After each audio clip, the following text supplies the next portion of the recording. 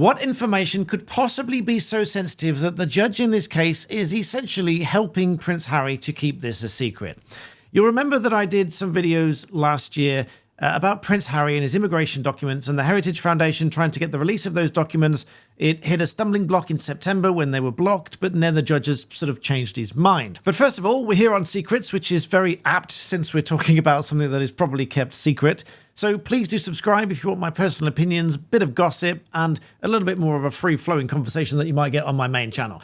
So let's have a look at this, shall we? So you'll remember that the Heritage Foundation was trying to get the release of these documents. And I did a fairly long and rambly, shock horror, most of my videos are long and rambly opinion on whether I think these documents should remain private or not. And it's a very difficult balancing exercise because we have the right to privacy in private information. Obviously, that should go without saying.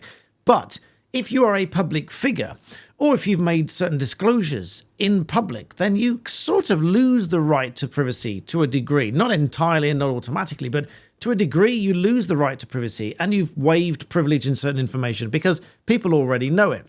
Now, depending on what people do with that information is another thing, and that could raise certain questions. But what we've got here is Harry did this book Spare and interviews and podcasts and everything else and disclosed lots of information, which, let's face it, most of us would say is really private and shouldn't be released. But nonetheless, he released a lot of that information. And to a degree, I understand that. He just sort of said, well, if the press are going to print all this and make money from it, I might as well do it myself.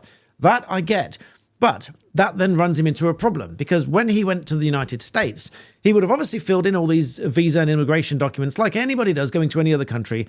If ever you've traveled anywhere, you've probably had a visa and immigration documents and all this sort of stuff. So you will know that you have to answer all those questions. You have to answer them honestly, completely, etc.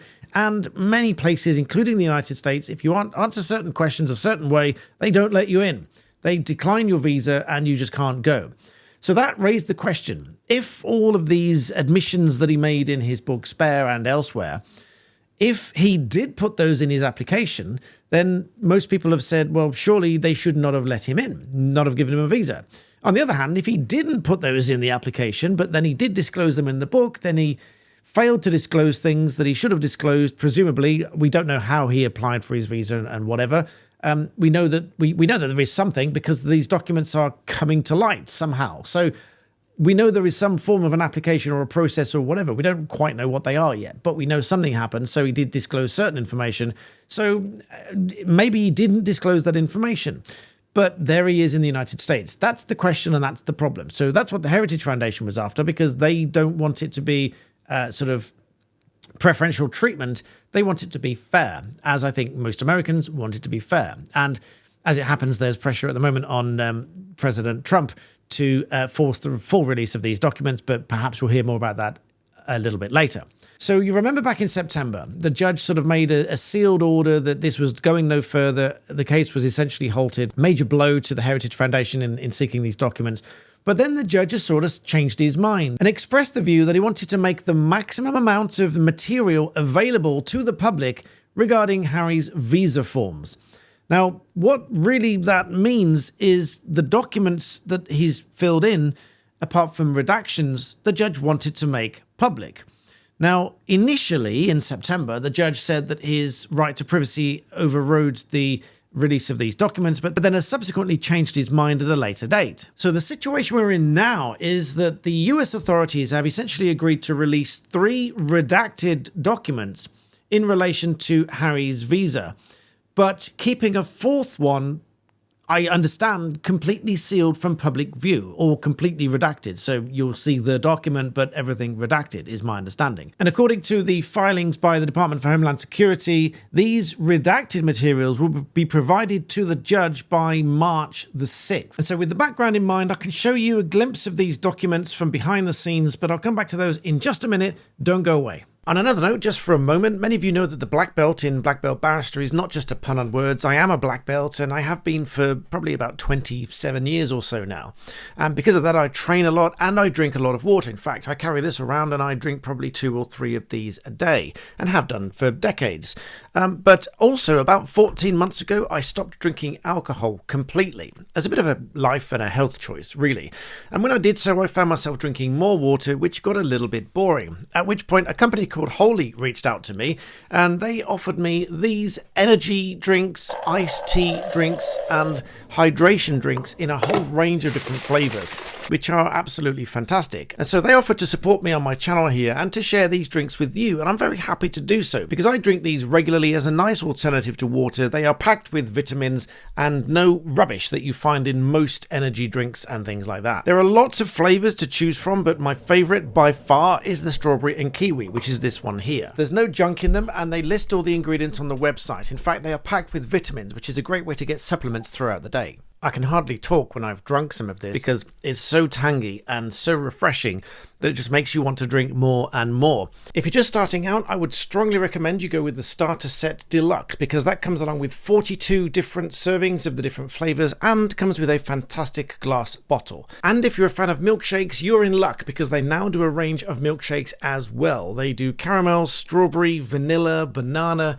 and in fact, the strawberry one is absolutely my favorite. And of course, as a partner to my channel, I get you a fantastic discount. That is a choice of discounts. If you prefer £5 off your order, you can use the code SECRETS5 to get £5 off your checkout. Or if you prefer percentages, you can get a 10% discount just using the code SECRETS. So that might work better for a larger order or an ongoing order, so you know you can lock in that discount. So give them a try. They really are fantastic drinks. I wouldn't recommend something to you that I wouldn't enjoy myself. And so thank you to Holy for sponsoring this video. And so back to these documents, and this is a little bit of behind the scenes stuff, albeit this is a US case and obviously US documents, but they are very broadly the same. We make submissions to a court, we make our position statements known, and then the court makes an order. This was the order where they ordered the government, the judge ordered the government to provide its position on whether it could unredact certain bits of information and release those documents to the public. So there's an interesting bit in this here, which I'll read a small snippet out to you. You can find these online yourselves as well. It says here, the judge summarizes, in Heritage's view, the public has an interest in knowing which path was taken. In particular, Heritage argued that if the Duke disclosed his past drug use, then the public has an interest in knowing if the government granted him a waiver, which might reflect preferential treatment because of his celebrity status, or if he was admitted without a waiver at all, which could reflect the government's misconduct. And so if, on the other hand, the judge said the Duke lied about his past drug use, then he lied to the government but has been allowed to remain, and Heritage argues that the public has an interest in knowing that as well. And that's exactly what we've said. It's actually quite clear-cut and straightforward. Either he was open and honest about it and was given some kind of preferential treatment, or he wasn't, and therefore, or in the judge's summary of the Heritage position, lied about it, then that could indicate government misconduct, as in they've let him through and not acted on what he's said. But ultimately now, this is the position we're at now. We have this position statement from the Department of Homeland Security, submitting this in response to the court order, specifically at point 3, the court ordered the government to provide it no later than February the 20th, its position on whether and to what extent the declarations provided in camera just means in private or, away from public view. The judge and the lawyers are involved, and sometimes very few other people are involved with the judge's permission. The transcript of the in-camera hearing, the court's order of the 15th of August, and additional parts of the memorandum opinion can be redacted and made available to Heritage. And so here are the key points of the government's position here. So this is a monumental step forward to getting some glimpse into what these documents really said, because very often what they don't say will say as much as what they do say, because the bits that are redacted will scream out. But document 4 remains a bit of a mystery. Point 4 here, defendant Homeland Security has determined that redacted versions of items 1 to 3 can be made public. So they'll still have those redactions. Specifically, defendant would propose redacting all information in these items that would reveal the information the courts determined that they can withhold under the exemptions. 5, the defendant will provide these items with proposed redactions to chambers within 14 days by the 6th of March. Some people might wonder why it's going to take that long if they've got the items already. It's just a thing. It's just a time frame. That's how courts work. That's why these things can drag out for a long time. And point 6, with respect to item 4, defendant does not believe it's possible to remove any of the existing redactions without releasing the information that the court determined the defendant can withhold under the exemptions.